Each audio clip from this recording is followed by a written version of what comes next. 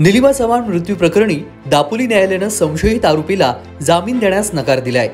न्यायालयानं आरोपीला 15 दिवसांची न्यायालयीन कोठडी सुनावली आहे। स्टेट बँक ऑफ इंडियाच्या रत्नागिरी जिल्हा प्रोजेक्ट मॅनेजर संग्राम गायकवाड यानं निलिमाला आत्महत्येस प्रवृत्त केल्याचा आरोप आहे। निलिमाचा घातपात नसून आत्महत्याच असल्याचं तपासामध्ये समोर आलंय। स्टेट बँक ऑफ इंडियाच्या रत्नागिरी जिल्हा प्रोजेक्ट मॅनेजर संग्राम गायकवाडला दापोली सत्र न्यायालयानं जामीन फेटाळून 15 दिवसांची न्यायालयीन कोठडी सुनावली आहे। निलिमा चव्हाण मृत्यू प्रकरणातील तपास सुरू असून निलिमानं निराशेतून आत्महत्या केली असल्याच्या निष्कर्षापर्यंत पोलीस तपास पोहोचलाय। परंतु प्रोजेक्ट मॅनेजर संग्राम गायकवाड यांनी कामासंदर्भात दबाव टाकून वारंवार तिचा मानसिक छळ केलाय असं तपासामध्ये समोर आलंय। संग्राम गायकवाडला पोलिसांनी अटक केलेली आहे।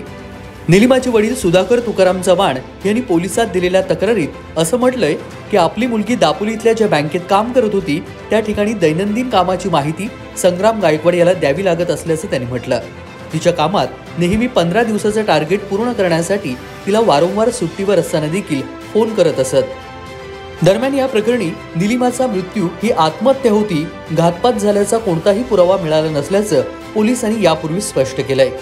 तिचा विसेरा अहवालात देखील कोणत्याही प्रकारचं विष दिसून आलं नाही असं देखील नमूद करण्यात आलं।